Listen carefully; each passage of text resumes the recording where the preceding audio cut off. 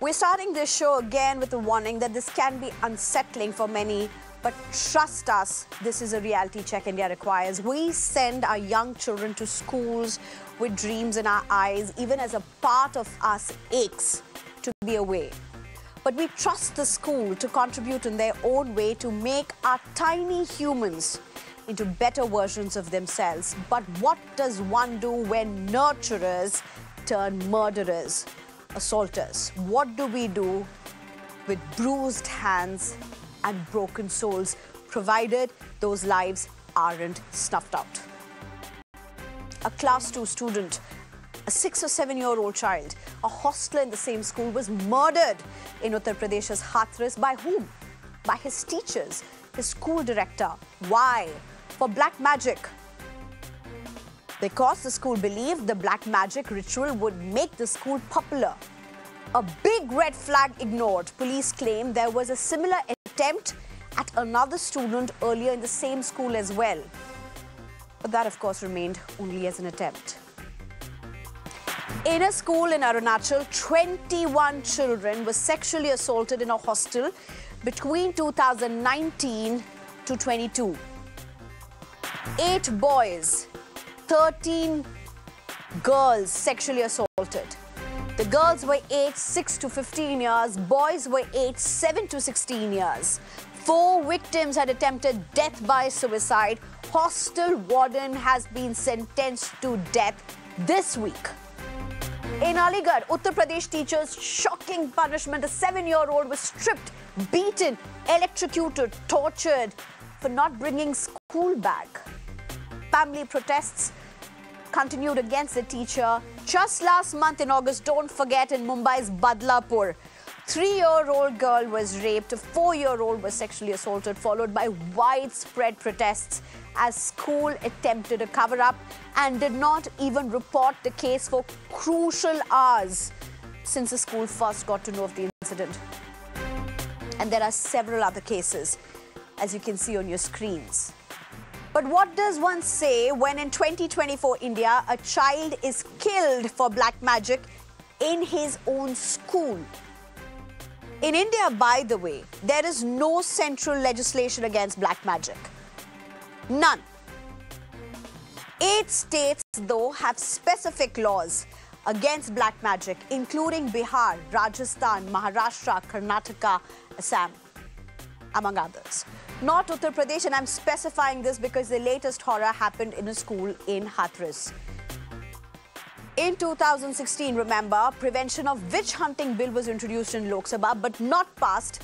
According to the NCRB data in 2021, 6 human sacrifices have been reported in India and 68 witchcraft-linked killings in 2021. Let that settle in. Now, how safe is your child in school? Reality behind enactment of the POCSO Act: 53.2 children faced 1 or more forms of sexual abuse in schools. And by the way, 52.9% of those sexual assault victims were boys. This is a 2007 Women and Child Development Ministry study. Though under POCSO Act, schools are mandated to report sexual abuse to police child panel within 24 hours of knowing the incident.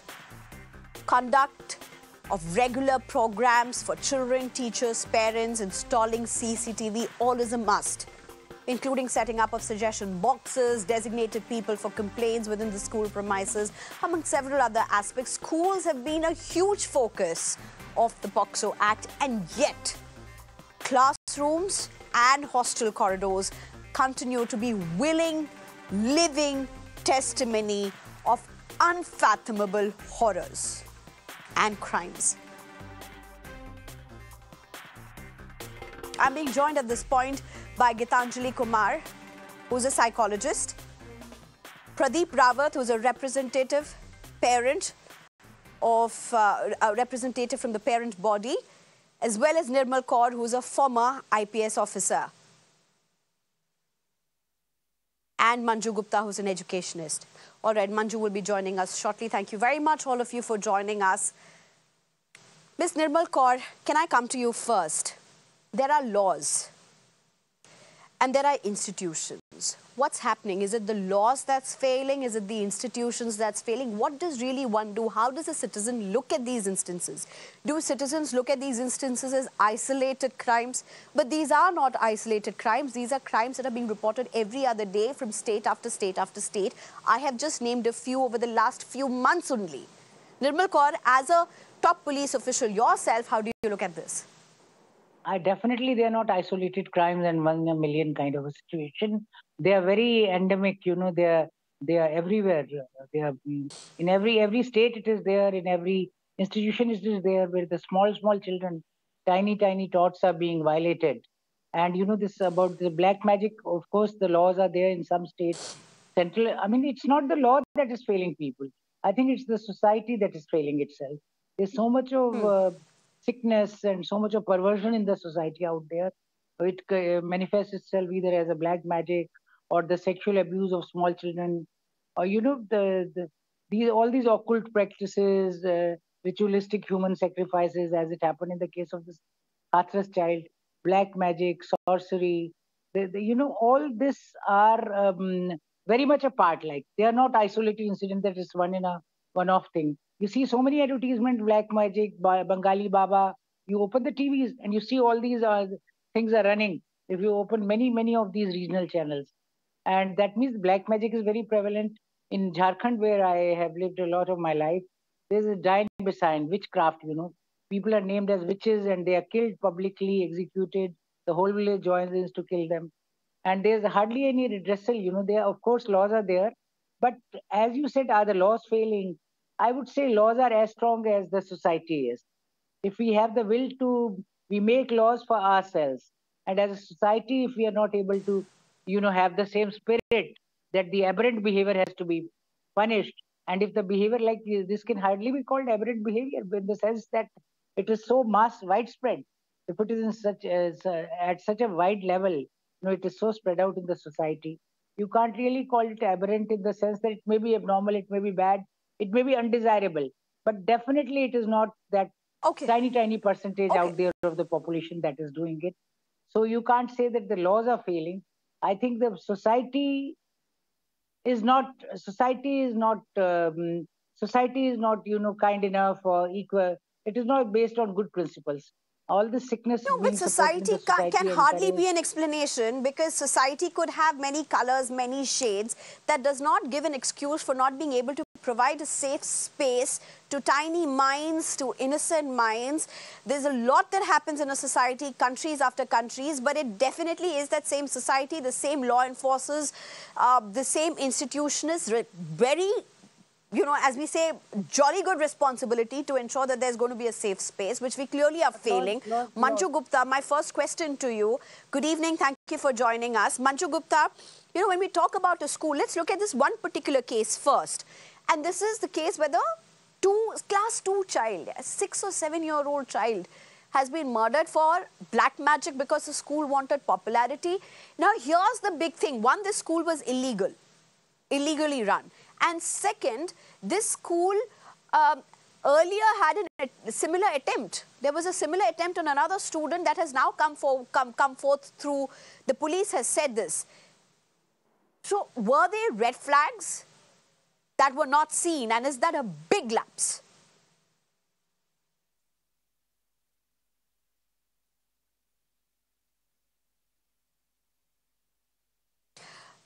Ms. Manju Gupta, you'll have to unmute yourself, please.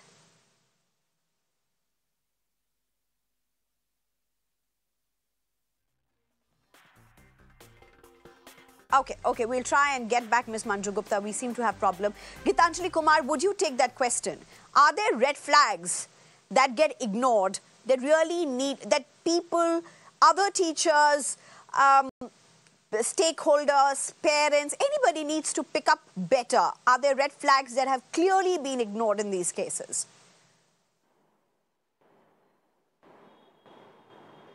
Definitely there are red Ms. flags Gitanjali whenever Kumar? there is any kind of a behavior pattern that is little... yes, can you hear me? Hello? Yes, please, ma'am. Please go ahead. Am I audible? Yeah, that definitely, there is no doubt there are red flags which have been ignored here. Any kind of a behavior which is deviant from the normal conventional behavior calls for some amount of attention, some amount of monitoring, which by other people around, whether it is a student who's deviating from a behavior, whether it is an adult, in this case, a responsible, trusted adult, that is a teacher or a person from the management, or even a parent behavior which is deviant, needs to be identified, needs to be monitored, needs to be addressed and rectified. So that is where perhaps more sensitization which is required, in terms of we making people aware, sensitized to what is normal, what is not normal, what is the conformed rightful behavior and what is a deviated behavior, what are those red flag signs. So people are not aware of the red flag signs, or people refuse to acknowledge them at times. So multiple awareness and sensitization, reinforcement of those flag signs has to be made at all institutions. And as you very rightly said, But what does one do when trusted place. what And you know, in these cases, Miss Geetanjali, these are cases where it's not an outsider, when it's not one-off teacher or one-off peon or somebody else who's a, you know, remotely connected to the school who has indulged in this kind of an act. It's the very school owners, it's the school director, it's the top teachers, it's the hostless, it's the hostel warden that are acting in these cases. So if you are saying that there needs to be action taken, what does one do? What should one look out for? What does one do in cases such as this? This is the most saddest part of this tragedy, that people who were entrusted with this responsibility were the one who faltered, were the one who committed this crime. What I'm trying to put forth here through your channel is that can we have some enhanced awareness about safety for our children? Yes, the hostel warden is involved. Yes, the principal is involved. Yes, a senior teacher is involved. Whosoever is involved, but those little children will perhaps have to be now taking up their own responsibility. I am, with a very dismal heart, I am saying this. I am in pain and anguish, I am saying this, that the child will perhaps have to rise up to the call of taking his or her own safety responsibility. The class 2 child, perhaps 7-year-old or 8-year-old, How can a class 2 child do that? How can a class 2 child do that, ma'am? What is it? It's so sad that we have to hear this. What can a class 2 child do? Yes. It is what can a class 3 child do? What can a class 1 child do? What does a 3-year-old and a 4-year-old child do, like we saw in Badlapur? If we could have those shots of the protests that unfolded. There was anger in the society, but what does a 3-year-old, 4-year-old, class 2, class 1 student do? Yes. 3-year-old, when, if you're quoting the Badlapur incident, like the concept of touch, a safe touch and an unsafe touch, a permissible touch or a non-permissible touch. Somewhere we'll have to educate them. When we tell them that you have to wash hands before eating, after eating you have to wash your hands and rinse your mouth. We teach them when you have to cross the road, look right, look left, and then move on the road. We teach them not to accept any sweet from a stranger. Don't you, I'm sure you'll agree with me here, Sneha. We are teaching them these normal safety rules. But along with these safety rules, unfortunately, the society is moving in such a direction that we'll have to make them more aware and more responsible for themselves. I very sadly put forth this point. Actually, Gitanjali ma'am, in Badlapur case, that 3-year-old child actually went ahead and did tell her parents that that Dadu touched so and so.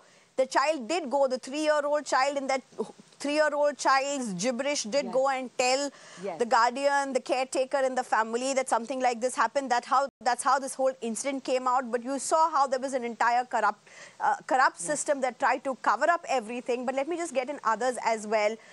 Do we have Manju Gupta with us at this point? Yes.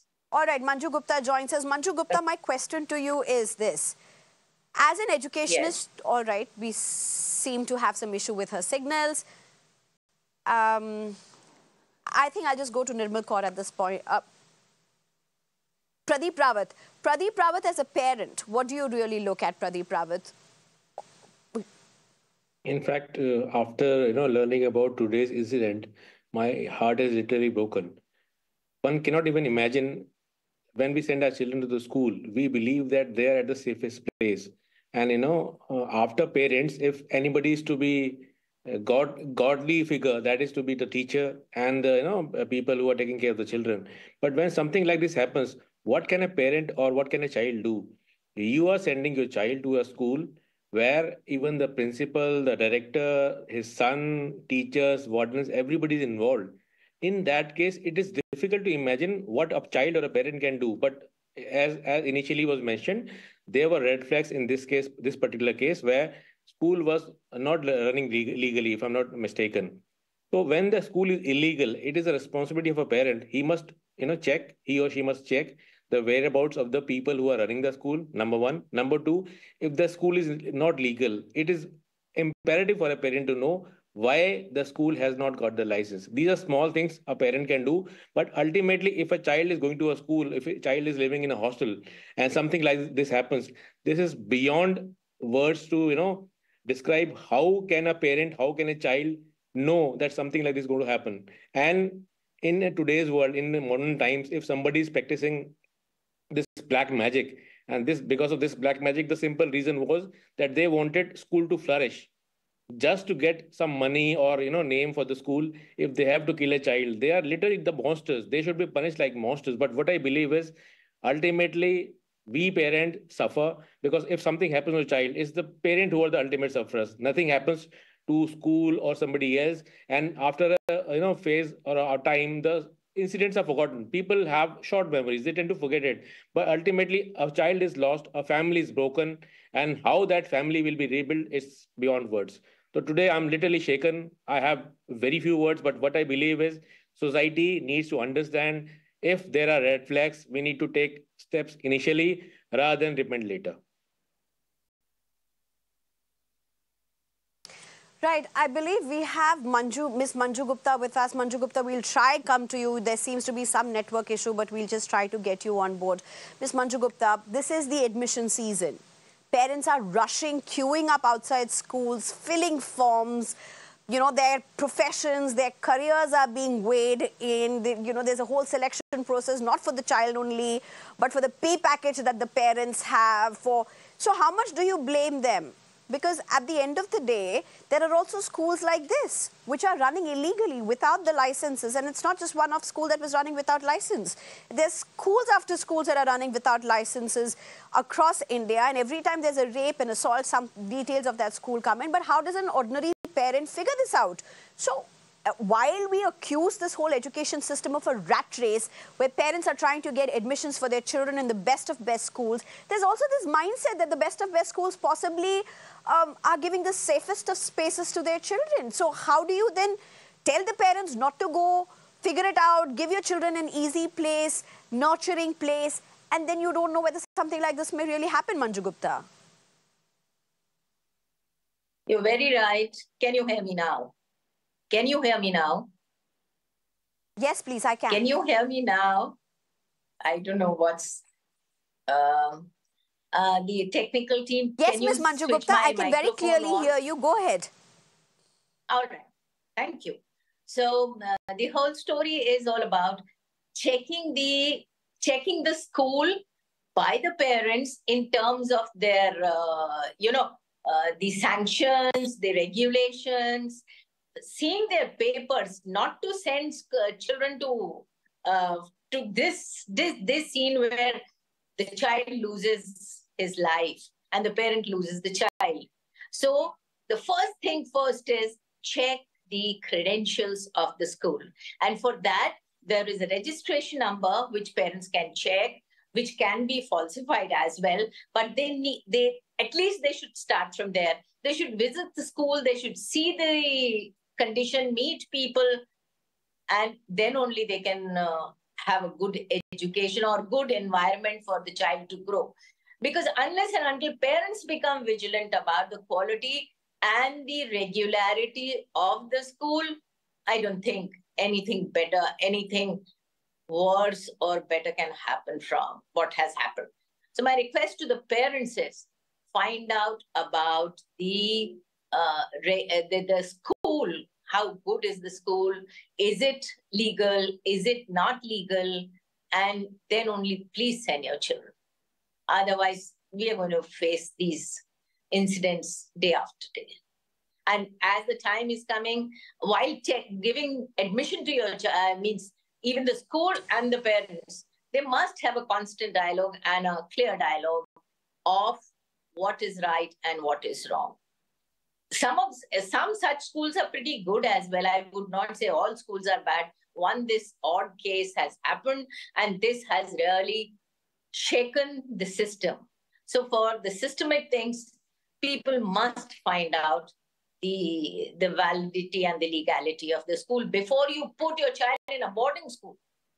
A boarding school doing this, well, I do not know how to help the parents not finding out what is happening in the school. It's one odd case, and whole education system and the schools cannot be blamed. No, unfortunately, it's not one odd case, Ms. Manju Gupta, and that's really the irony of it all, because in just the last 4 months, we've gone through a couple of cases, and you joined us late, but we gave out details of several cases where these cases have been one after the other, and it's not really a one odd case, and that's the unfortunate part of it all. Nirmal Kaur, if I can come back to you. Nirmal Kaur, let's face the facts. All right. The school was illegal. How did it continue to function?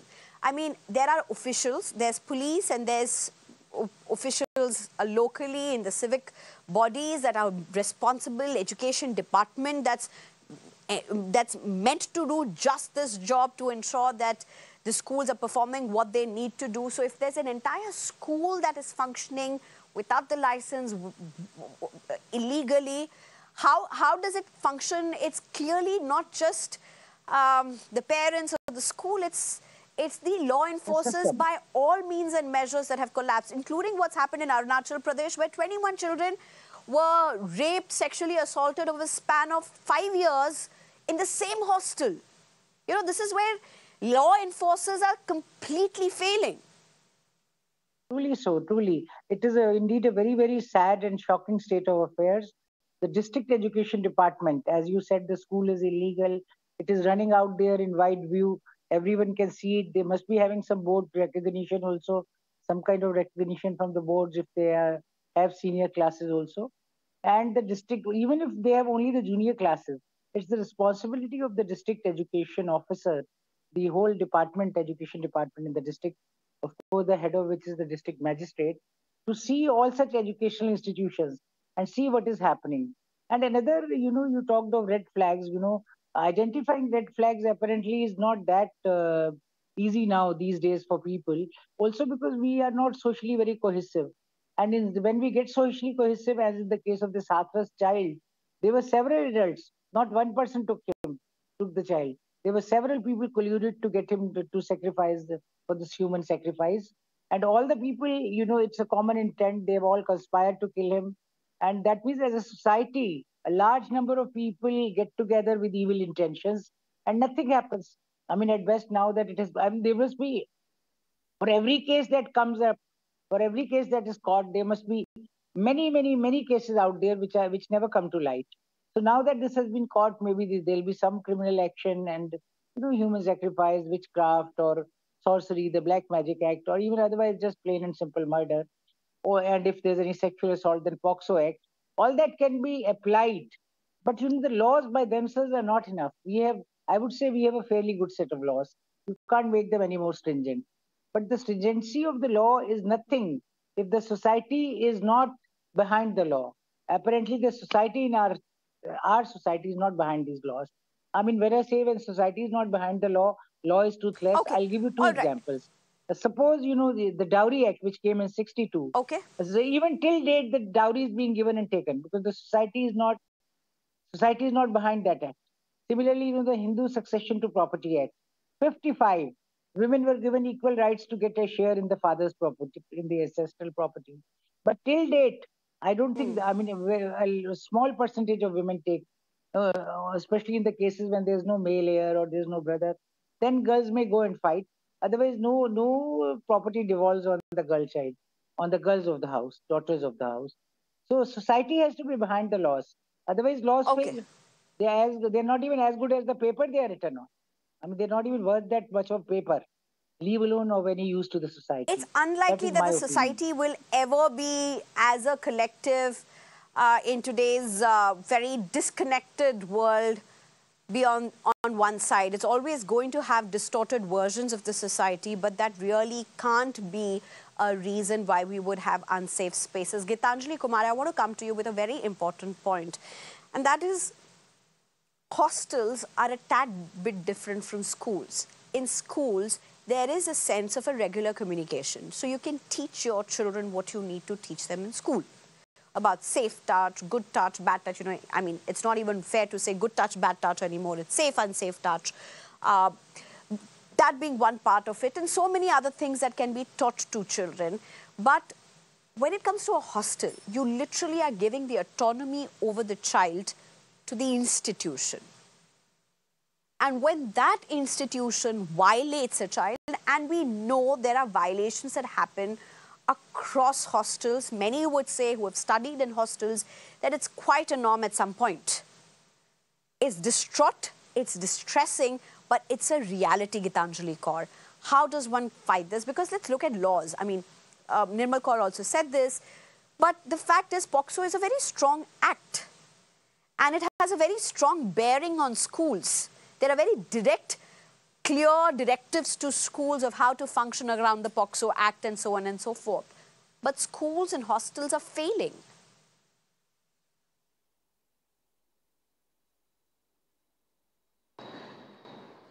A program which I feel needs to be taken up, whether for a school, whether for a hostel, boarding school or a day school.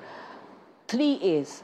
Awareness, attention, adherence. Yes, POCSO is a very stringent act. What happens if we don't do this? What happens when we don't do this? What happens if we fail here? Fear is going to be a deterrent somewhere. So regular reinforcement, regular sensitization, awareness. As you spoke about what happened where those 26 children experience sexual assault, children also have to be taught what to do. Perhaps our children can be more cohesive, be more communicative, be more connected. I fully agree. Hostels can be a nightmare. In my private practice, I am trying to reconstruct those shattered souls who have had such kind of experiences in the hostels. Definitely children coming together, definitely children sharing. Again, 3 C's, which is care, communication and connect.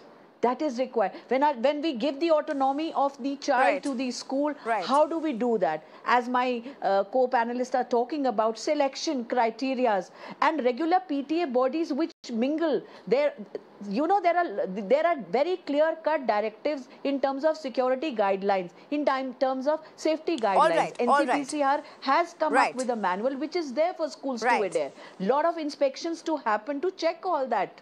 That's the unfortunate part. In today's India, there are at least guidelines and rules and laws in place, but still the classroom and the hallway horrors just continue. We're totally out of time. My director is telling me to wrap. This is an unsettling conversation. But Gitanjali Kumar, Pradeep Rawat, Nirmal Kaur, as well as Manju Gupta, thank you very much for joining us.